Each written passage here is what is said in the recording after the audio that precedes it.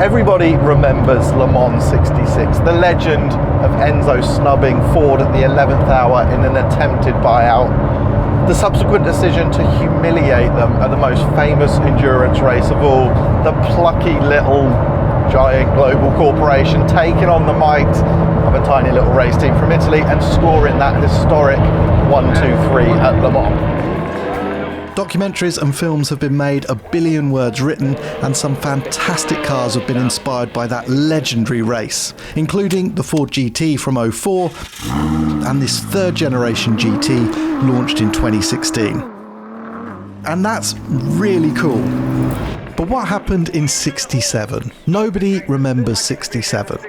Well, Ford does, and when they needed inspiration for the final run-out special for the third generation GT, they went there. This is the new Ford GT Mark IV, named after the old Mark IV that starred at Le Mans in 1967.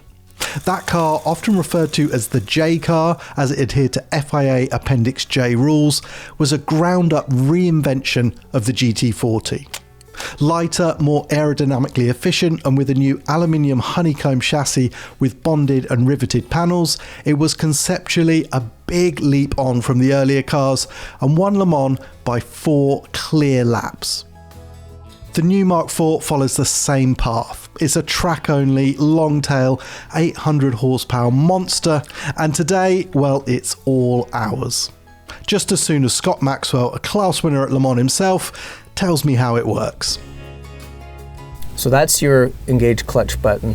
So when you start it, you hit your crank. No clutch pedal, your just foot's on the brake. Okay. Hit the yellow button. Yep.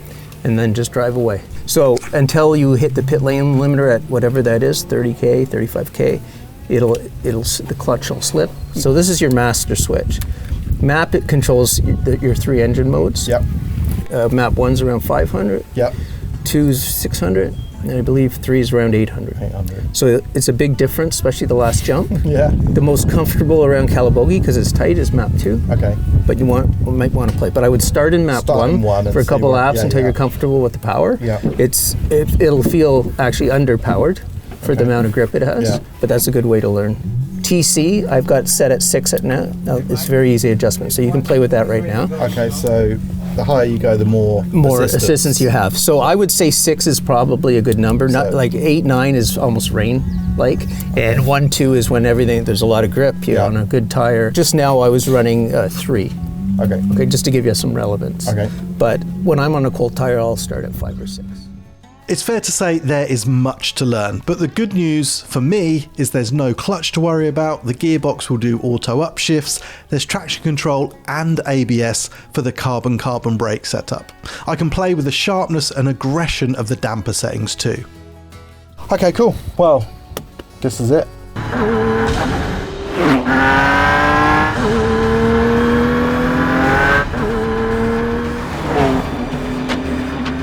Okay, maybe this isn't me on my first lap. In fact, I decided a passenger lap might be a good idea first, to get a look at the gorgeous Calabogie track and to try and get my head around the performance potential. Although I know I'm not going to even touch the potential of this car really. I want to see what that potential is before I get in it. Here is map 2. This is 700 odd horsepower.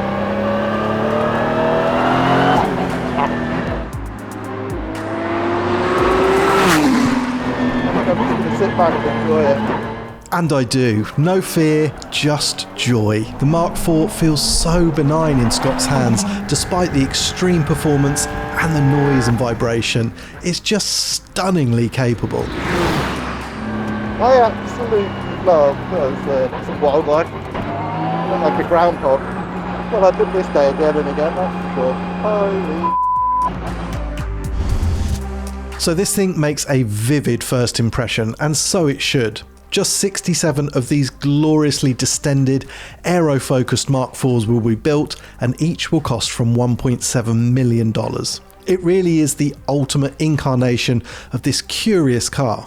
Remember, the GT was designed to be a race car first, and it was a huge success, returning Ford to winning ways at Le Mans back in 2016. The road car was cool, but the efficient EcoBoost V6 somehow didn't stir up the excitement of cheaper alternatives, like for example the contemporary McLaren 675 LT.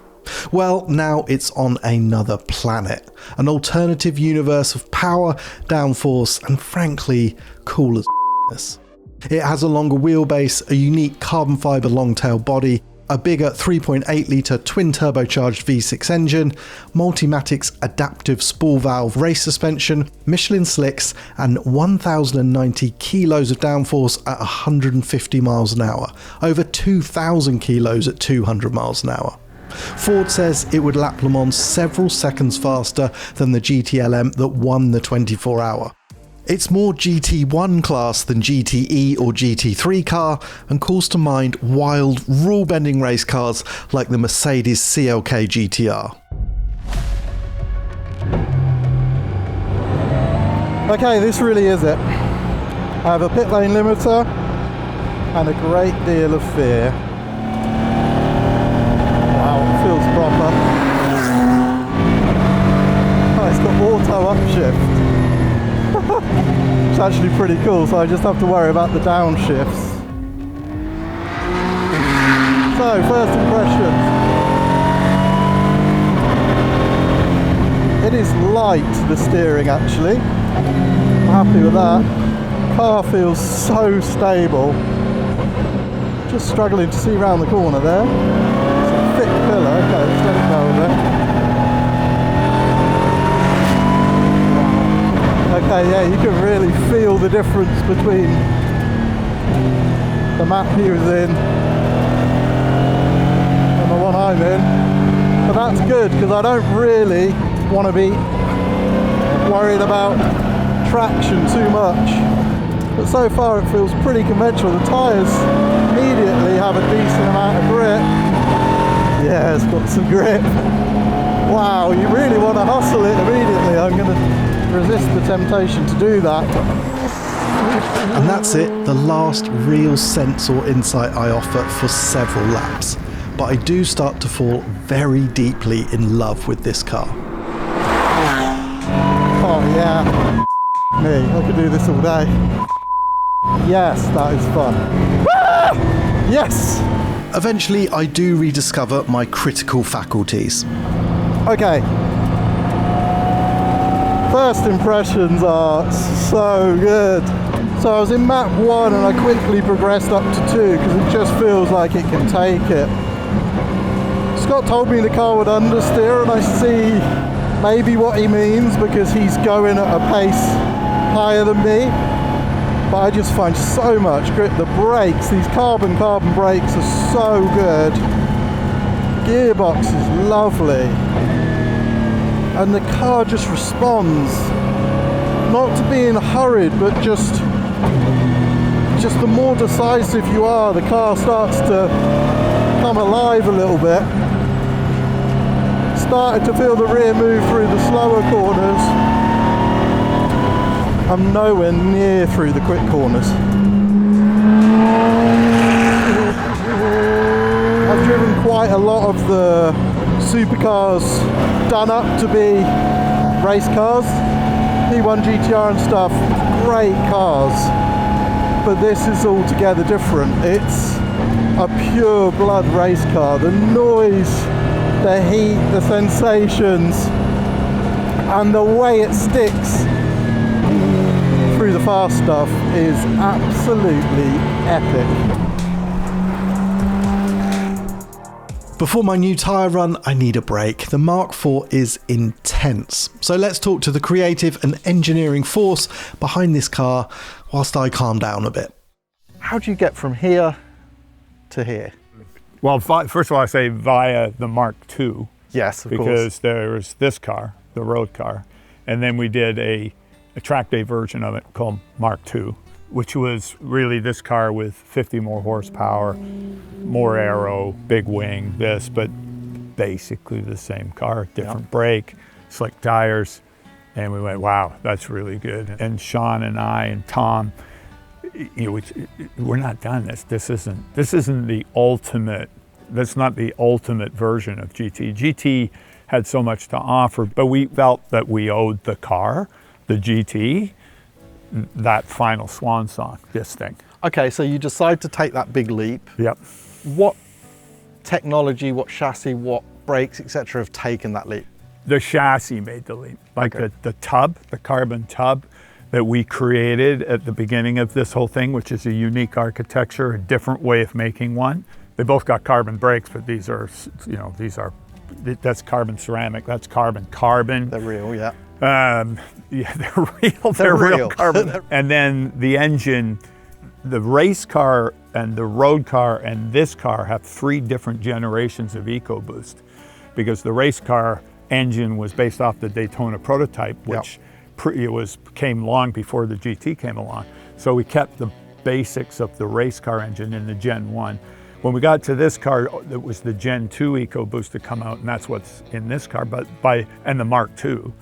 And we made 50 more horsepower with that. But then by the time we got to this, we ended up with the Gen 3. Okay. Heavily worked over. And not only is it the new engine, but it's 3.8 litres. Yeah, it's 3.8 litre version, yeah. It's been stroked and bored, and big turbos. And so on Mark II, we just spun the production turbos harder. These are new turbos, new intercooling, new everything. New everything. And all big aero. You know, it's a doubling of aero every time you And go basically the only restriction on aero was the load the tyres would take. On the Mark II, it was the what we call the customer Michelin slick. This is the proper, you know, this is the proper The race, real deal. The real deal. The real deal. Yeah. Okay, so basically everything changes, but the core of it is still a Ford GT. Yeah. It's just everything has increased to a huge level, and actually beyond even the GTE car in terms of performance. Take the skill level that you guys have and what Scott has, now you're going to make way faster lap time than a GTE in this thing. Larry is a motorsport legend, and that might be the longest he's ever gone without swearing since he learned to talk. He and this car are absolutely forged in the highest level of motorsport. Multimatic, who are technical partners for Ford on this project, also make dampers for F1 cars. They build GT3 Mustangs, the AMR Pro Valkyrie, the AMG 1 hypercar. They just know. And the Mark IV is the real deal in every sense. So let's have one last go. Okay, they put me on brand new stickers, which means I need to be really cautious to start with. But then means I should get to experience the Mark IV at its best. Yeah, a bit of understeer with a new tyre.